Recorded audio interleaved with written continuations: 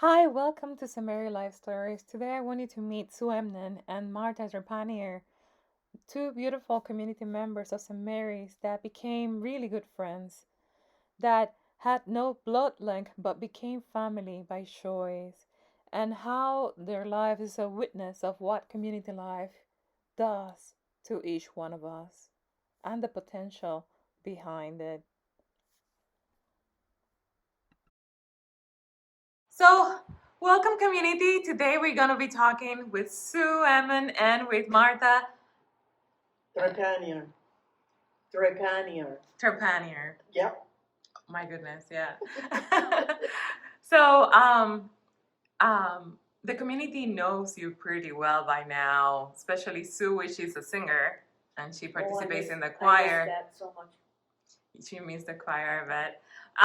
And Martha, who is always there, Usually your mass is the 4:30 mass, Martha? Mm-hmm. Okay. Okay. Yeah, but she's the star knitter of the group to the Shaman. Right. Oh, she's She's a star kneter and crocheter. Crochet. Crocheter, and they call her quick fingers, right? Yes, they do.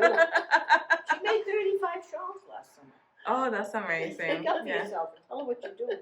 Yeah. So, but today it's one of the reasons we got to be friends, because when I met her, she had come to Holden. She'll tell you her story, but she didn't have any friends here. And I met her at church, and I met her something at the senior center, but she didn't do anything with her life. And so I was at the shawl thing, so I said, why don't you come to shawl thing? And then we got her playing cards, because all she did was go home and crochet. And I said, you need to do something else. So now we got her playing cards. Now we go out to eat. We haven't gone to the movies with you because we haven't been able to go to the movies. But I know. We do things together now. She has other friends within this house here too. So yeah. So she got to know some other people. Through her, I met a few friends too. That's wonderful. So we want, one of the things that we want to do is to get to know you a bit better, because I bet that many people, know your name and know who you are, and when they see your face, they say, "Oh, yeah, that's Sue, that's Martha," but maybe they don't know that much about you. So let's start with Sue. Sue, where you were born and how was your family? Okay, well, I was born in Worcester, in St. Bernard's Parish in Worcester, on Lincoln Street. It's now, I think, Our Lady of Providence / St. Bernard's. But anyway, and I was one of 5 children. But I was born when my mother and father lived in that neighborhood. Then they moved back down to Belmont Hill by down where Memorial Hospital is. And we still had to go to St. Bernard's until they started Our Lady of Fatima Church on Belmont Street. Now that's gone too. But they bought the old Lutheran church on Belmont Street and turned it into Our Lady of Fatima Church. Oh, I was a Lutheran before. I didn't know that. My father took me in there. When the Catholic diocese first bought it, it was very dark. It was ominous almost. And plain altar, and up on the wall behind it was Jesus in the Garden of Gethsemane the night before he was crucified. It was so dark and dreary. And my father took me around and showed me around. And then the next time I went in there, the diocese had bought it, and all the dark paneling was gone. The ceilings were all painted pink and white and blue, and they had angels up there and everything. You wouldn't believe what they did with that church. It was such a change. And my mother used to play the organ for all the weddings and the funerals on Saturday and Sunday. Anyway, so I spent a lot of time in the church. So your mother was a musician? She played piano and sang, yeah. Wow. I tell you, that's the only time too that I was in a church at that point that had a kitchen, and Monsignor O'Connell was the pastor down there then, and he had suppers, and we'd have a supper. Only Protestant people had those kind of suppers in the old days. Catholics didn't have them, but it was wonderful. Monsignor O'Connell and Father Kane and Father Lonigan, those were the priests that were there. But anyway, then they moved again, and I ended up back in St. Bernard's Parish. So I ended up in St. Bernard's Parish to have baptism, first communion, confirmation, and then I got married in there too. Wow. While we lived on Belmont Hill, my mother and father sent us to Venerini Academy. Oh, so you went to Venerini? We were the only Irish kids in the school. But anyway, I went there from 1st grade to the 5th grade until they moved again. And then I was having too good a time at public school, so my mother sent me up to Ascension High School. You don't even know what Ascension is, probably. It was an all-girls high school up on Vernon Hill. Ascension Church just got sold to somebody else. It's up near St. Mary's Church in Old Vernon Hill and all. But we were in an old building up there. It was all-girls high school. So that's when I went to high school up there. And then I went to college, and it ended up, I went to Framingham to take home economics. And Framingham State College at that point was all girls too, so I ended up all girls school again. Anyway, and that's when I met my husband. I was a student teaching, and he was teaching out in Shrewsbury. They sent me home to student teach, and that's where I met him. He was a school teacher too. So anyway, I didn't go into teaching. I went into dietetics instead. I was a dietitian. Well, we ended up getting married, 3 kids and 5 grandchildren later. Here I am. And he's been dead 7 years. So he taught at the end. He was teaching. He had taught 40 years at Quinsignee Community College. So, wow. Yeah. So. What is the name of your husband? Bob. Bob. Bob. Yeah. Roberto. I used to call him Roberto. Ah, see. Robert Anthony Enman. Yes. Yeah. You know Father Fred? Yes. That's his cousin. Yeah. It's long, detached family. Yeah. But that's his cousin. My husband was not brought up Catholic. And I think when I met him, he wasn't really going to any church at all of any nature, but his mother and father belonged to a Baptist church. But anyway, I think maybe if my father hadn't kind of aggravated things, maybe he would have gone to church with me. But anyway, he ended up going up here to the Lutheran church. He ended up joining the Lutheran church in Holden. Yeah. And before he died, I was taking him to church up there all the time, and I wasn't going to St. Mary's for a while before Father Tim came. Father Tim came the same time my husband died. Wow. Same weekend, yeah. Wow. Because I walked into St. Mary's Church, and Father Tim said to me, Mrs. Edmund, I'm so sorry. And I looked at him and I said, how do you even know who I am? And he said to me, I know my people. Wow. That's how I met him. But that's the kind of person he is, right? Yeah. So, Yeah. story of my life. Anyway, here I sit. I sold a house when my husband died, and I came over here. I'm like that man. I came here because I had been doing the yard work, the shoveling, the plowing, the lawn work. Remember, he said he went to a condo because, well, that's why I'm sitting here, because now I look at everybody do all the work. It's wonderful. I had enough. So, and I have 2 lovely rooms here, and I'm happy. So I'm very happy to be here. So. Yeah. Yep. Martha, tell us a little bit about your bringing.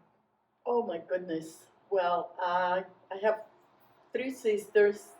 I got a twin sister and 2 more sisters and 2 brothers.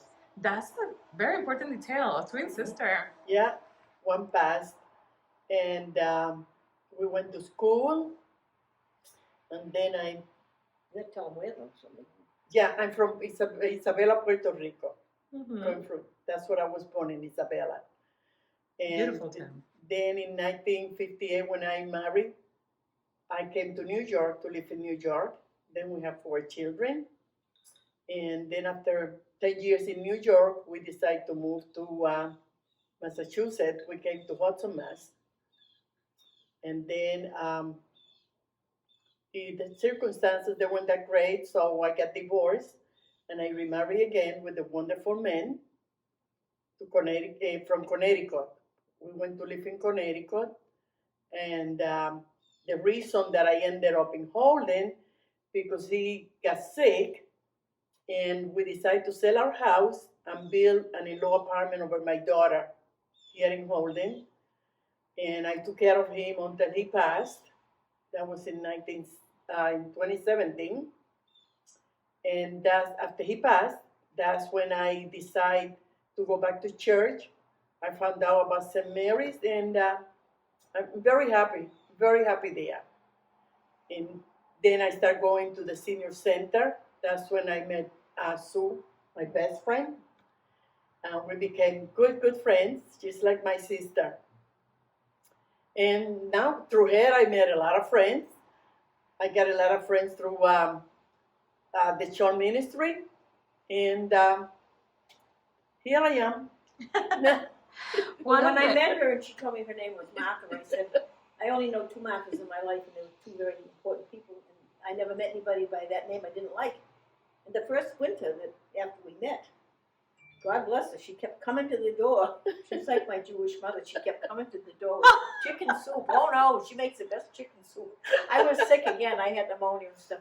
And she kept bringing me chicken soup. So you would pretend that you were sick. You were like, I think I got it again. I need more soup. She still brings. She came a couple of weeks ago. Oh, yeah, except now now she brings some for the other ladies too. But we just had chicken soup a couple of weeks ago. She makes the best soup. As soon as it get cold, I make the chicken soup. And she didn't know what I meant when I said you're like a Jewish mother. You know what that means? Because they say to Jewish people that anybody that's sick, the mother always shows up with the chicken soup and it cures everything. See? So, anyhow. So tell us, how was the beginning of that friendship? We want to know the story because it's such a special friendship, the one that you both have.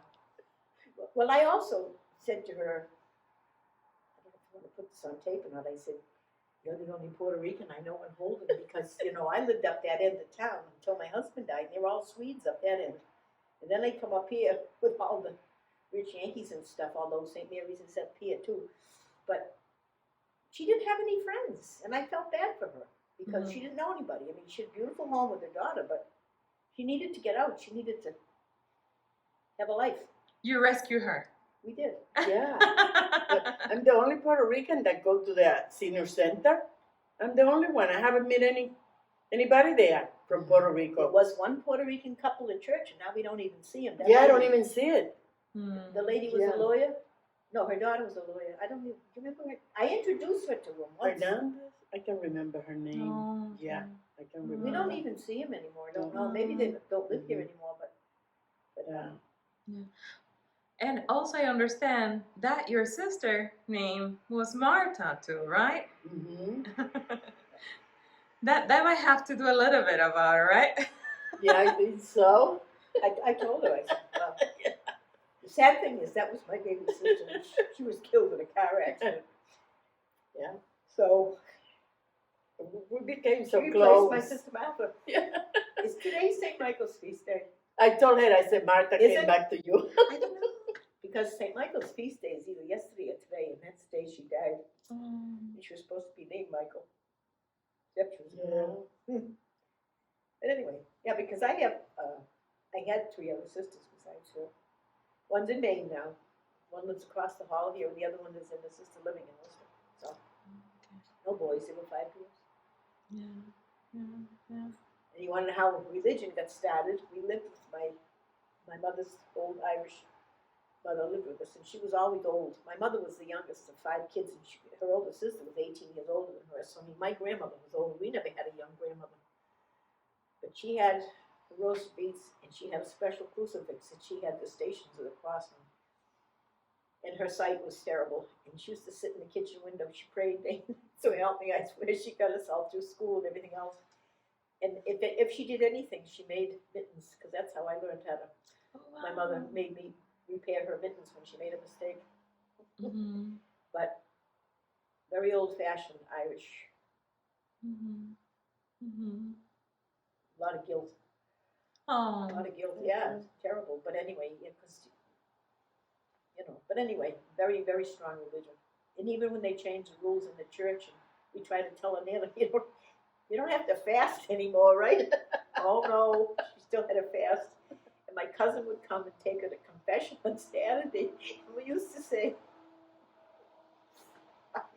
just get into trouble, right? She lived to be 97 or 98, but I mean, she had to go to confession. And we'd be outside and we could hear her false teeth would whistle. Isn't that awful? Very, very religious lady. Yeah. And my father always had his rosary beads in his pocket too. Really? Wow.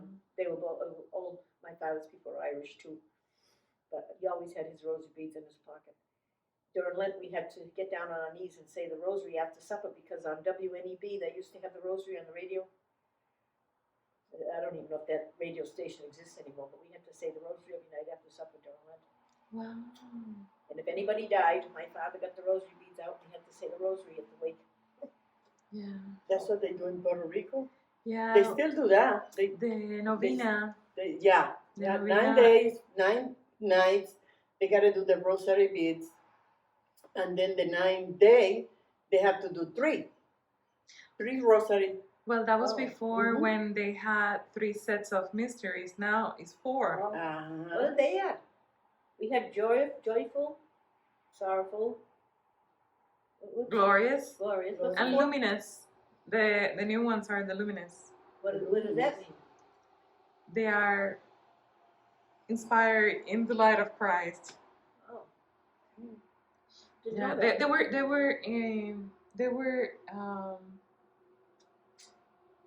they were given to us by Pope John II. Yeah. Oh. There's still a lot of people in Puerto Rico do that, but a lot of people they just get out of that and they don't bother. Mhm. I think people too Yeah, busy and today. wear black clothes. Oh my God! Yes, they used to wear black clothes for a long time. After the parents die, somebody in the family or the husband, some woman after the husband die wear black to the rest of their life. Really? Yeah. I told you when my sister was killed, my mother, we had to buy her clothes to have her buried in because she didn't live here. She lived in Tennessee. And we went downtown, we bought her a suit jacket and a nice top and everything. But my mother said, bring me home a dress.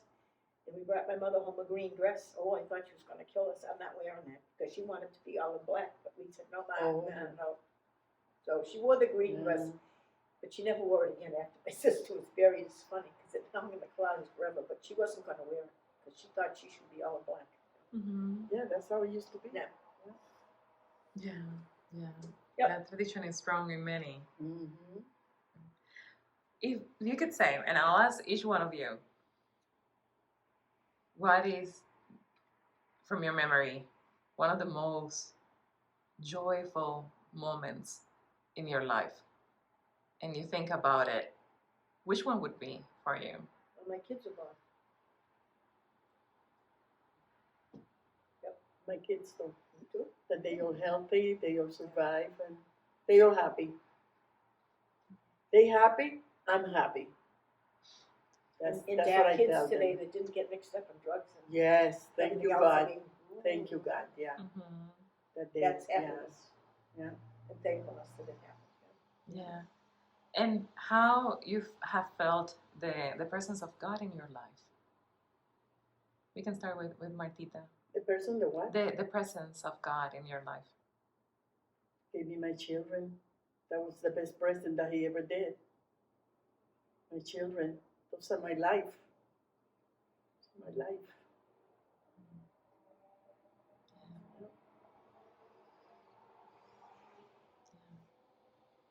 And then mine, my husband wasn't a Catholic when we got married. And even though he didn't join the Catholic Church, he changed a lot because he came from an odd family. And then his health failed too. And God helped me get through that too. So, amen. Yep. He's always there. And my prayer every day is to, I know I don't expect miracles, but help me put up with whatever you're sending. Mm-hmm. And I know it'll help me. So. I feel the same way. And you have kind of a similar experience because both of your husbands got sick. Mm-hmm. Oh yeah. Yeah. So you can relate. Yeah. I took care of him until he passed. Right there with him all the time. Yeah. My husband got so bad he couldn't walk for 3 years, so we had a ramp put on our house and in a wheelchair and took him to physical therapy day and night, and we finally got him up walking again with leg braces and everything else. But anyway, he was bound and determined he was going to go back to work. Because he was a teacher through and through. So ended up getting him the kind of a walker now that everybody has. We found one in a catalog. And when they were first making them, they were made out of metal. They were heavy as heck. And they were made in Scandinavia or someplace. But we found one in the catalog, and I took it down to the doctor at UMass, and I said, what do you think about this thing? He could go back to work. So we had one of the first walkers. It broke, and we had to have it welded. But now they're so lightweight, there's nothing to them. But that was the most wonderful thing because he sat on the seat and he pumped himself around with his legs and he was teaching computers, so he was right there at the right angle and it all worked out fine. Because he was determined he was going to go back to work. Very determined. Well, one other time in our life, we got in an awful mess too because we were putting an addition on our house and he fell into the table saw and he lost three of his fingers on his right hand there. And Wow. he was determined he was going to go back to work after that one too. But I came home, he had to have big surgeries and stuff, and I came home from work one day when he wasn't supposed to be doing anything, and here he is, he's got the shingle up on the house, and he's got his elbow open, and he's got the nails in his head. He was left-handed, this was the hand that was messed up. And he's the shingles on the house, and I said, what are you doing on that ladder? He said, oh no, we got to get the house finished. I mean, he was very determined. All the bad things that happened to the poor guy. He was very determined, and he kept going. He never stopped fighting. I will say that about my husband. That's very inspiring. Yeah. Yep. That's very inspiring. Mine, he was an electrician. He used to work for Coughlin. He worked for 24 years with them until he retired. Good man. Yeah, he was a good man. Good man. Her husband cooked. He used to do the cooking. Yeah. Used to do all the cooking. Wasn't she lucky? Yeah. My husband wouldn't. He'd say that's why God invented restaurants. Oh, God invented restaurants. That's a good one. He wouldn't boil water. Yeah. Oh no, we went out to eat and things got that bad. That was his He used to attitude. cook. Yeah. A couple of times when I had to have surgery and the kids were small, I made all these frozen meals and I had them all put in the freezer and everything, and he took the kids out to eat every night. I was so bad. He When I didn't got wanna- home, the he didn't checkbook wanna- was empty. You didn't want to heat it up? And Christina was only a baby. She was in the bucket. Oh my God. We used to go out to this restaurant that's out where Doris used to live in Sterling. It's called not Indian Meadow. I forgot the name, but it was in Sterling. It has since burned down, but anyway, and the waitresses helped him with the kids. He didn't want to be bothered cooking anything at home, so they went out to eat. Kids thought it was great. Of course, I would like it too. Yeah. Oh yeah. And then that conversation on the way, like what we're gonna be eating. Sure. That's great too. Yeah. Yeah. If the kids ordered fish and chips, he'd tell them it was whale. And if they wanted some kind of beef, he'd tell them it was yak. I mean, Oh my God. Oh, he used to tell them crazy things. When they were young, he used to tell them that they weren't mosquitoes, they were scabitas. Aww. And you had to eat pescetti. I mean, and I used to say to them, those kids will never be able to spell when they get to school. Cut it out. Teaching them all these crazy things. He sounds really fun. Yeah. He was. Yeah. He came from a very stern home. I think if he loosened up a lot being married into the bunch that he married into, because we went to my mother's. I mean, my sister that lives across the hall, she had 5 kids. I had 3, and my sister and Maine had 2, and we all got together. It was mayhem. Yeah. He wasn't used to that. Yeah. He wasn't. They never had any company or anything when he was growing up. It's kind of sad. Yeah. And only one sister. Yeah. So. And so you love music. You Yes, you I do. inherit it from your mom, right? Yeah. Do you play instruments? Well, when we went to Venerini, my mother had me taking piano lessons, but I never kept it up. But I used to be able to play the piano. And Sister Lydia did Venerini. Yeah. We had to perform. We had to be in a concert. What do you call it? A recital. Recitals. recital, Yeah, yeah. yeah. And Martha, do you play? I never been into music. No. No, never been into music. I was always shy. I was always afraid that if I ride the bike, I would fall down and break a neck or break my leg. So I didn't learn how to do anything. I So don't you even never know how to learned swim. Oh, you never rode a bike or? Never rode a bike. You can't swim either? I cannot swim. I cannot roller skates. I don't know how I learned to drive. I don't know. But I learned. Probably Yes, you had I to. was afraid. I was very shy. When I was in the school, very, very shy. When my twin sister was fighting with the boys, I was, please don't fight, don't fight. My father gonna spank us. That's how it was. Yeah. Isn't that amazing?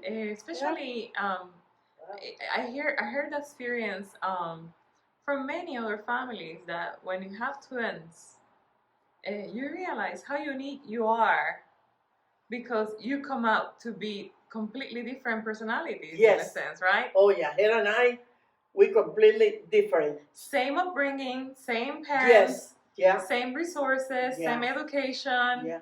Well, what happened too that my grandmother raised her, so we were never that close. Like I'm more close to my younger sister than my twin sister. Oh. Yeah, because my grandmother told my mother, I got sick, and my grandmother says to her, "Okay, I'm gonna take Elena home so I can take care of her. When Martha gets better, I'll bring it back to you." And then she didn't want to give it back to my mother. Yeah, so she stayed with my grandmother. Wow.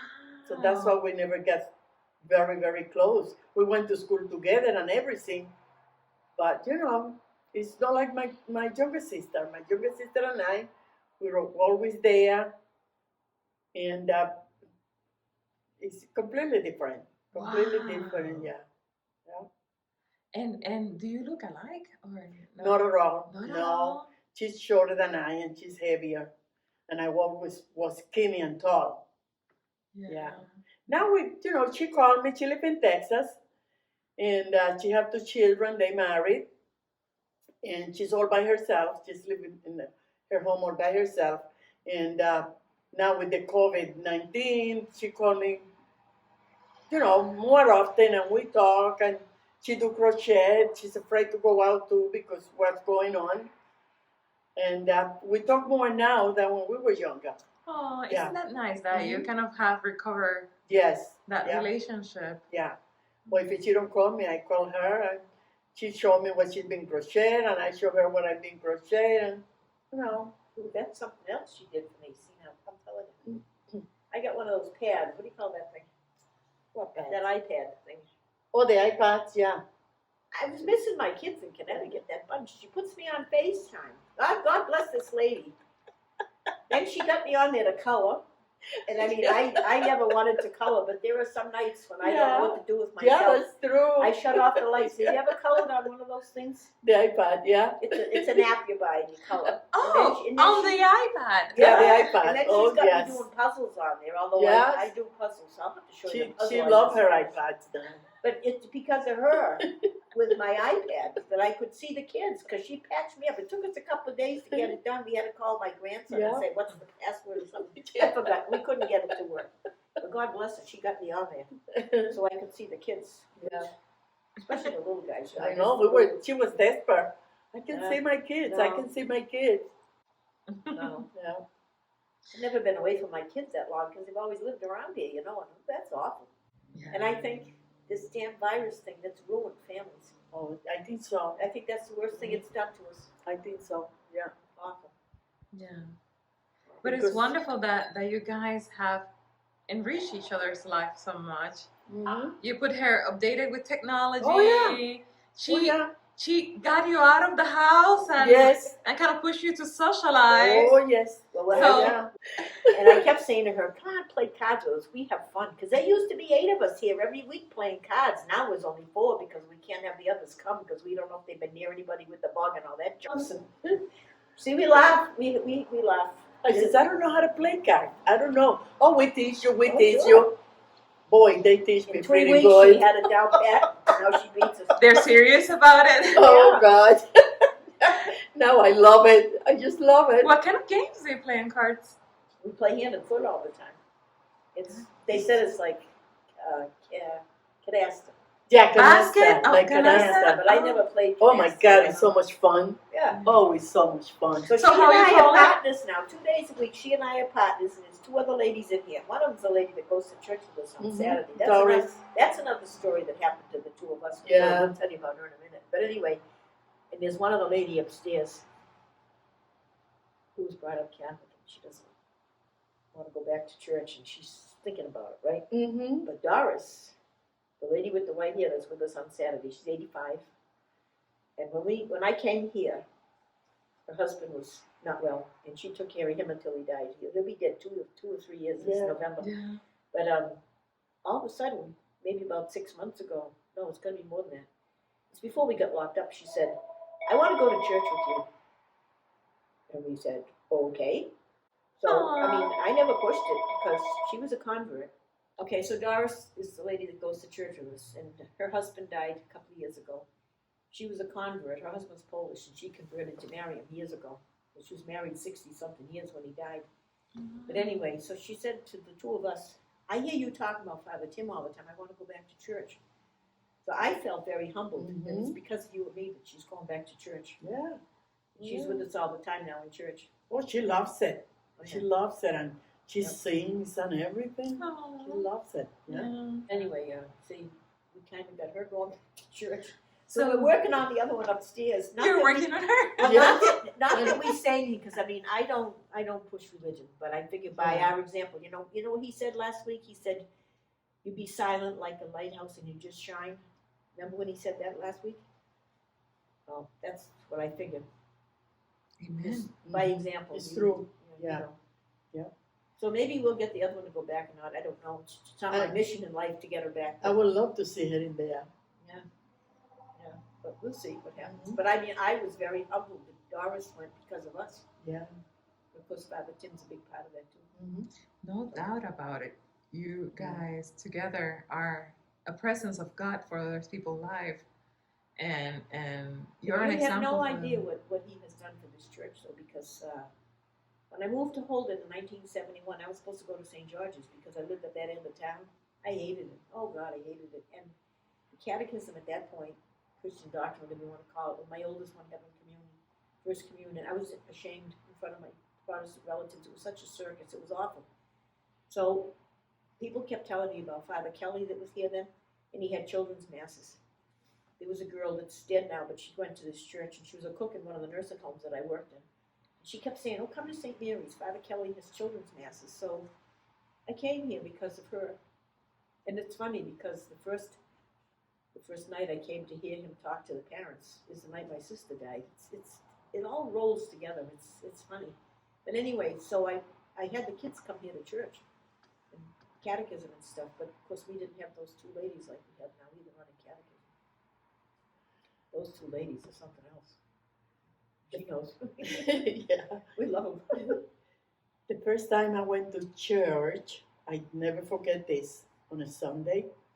I get up in the morning, get dressed. I'm going to start going to church. Going to church, get out of my car, the parking lot. This lady, she get out of the car and she says to me, "Good morning." And I say, "Good morning." And she introduced herself as Barbara Stevens. So she says, "Oh, welcome." I said, "This is the first time that I come to the church." And I explained to her why I couldn't go to the church every Sunday. And I started crying. I broke down. And she hugged me and she says, "Come on, let's go inside." So, And I met her because she Yeah. came to choir. yeah. But she was only in choir a few years And she before took we got me shut inside, down. and since that time, I just fell in love with the church. Fell in love with the church. She's a lovely Yeah. woman. Yes, very, very She's the one nice. that does all the nice flowers. Yes, Yeah. yeah. See, we miss all these people. Haven't seen them. I know it. When this virus came in, I mean, interrupt everything, and I felt terrible not going to church. I miss it so badly. I miss the people, Father Tim, everybody. And see, when he Yeah. started having the mass outside, Doris didn't want to go outside. It was too hot. And I wanted to go, but I was going to go on Saturday. But she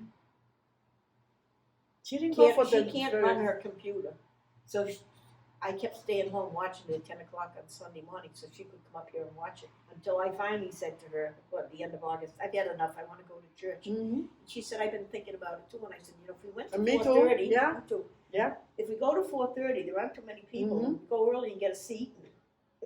And it's perfect. It's We're not not too hot. We perfect. don't have to sit in the sun." So see, we went back Well, we've been 6 or 7 weeks now. We've been Yeah. going back. Yeah, you work out Oh, I good. had to go to communion. It Work out good. wasn't I miss right the not going to communion. Yeah, I miss Right. the communion. That prayer is very nice, if they say, but it's not the same. Yeah. So I hope the church will go back someday to being what it was. I know. I'd be glad. And I know he told us when he got reinstated, a year ago, he said he had 6 more years here, so I hope he doesn't go. Because I came here and British weren't like him. I told you I met him the weekend my husband died. This change that he's brought here is wonderful. Absolutely wonderful, yep.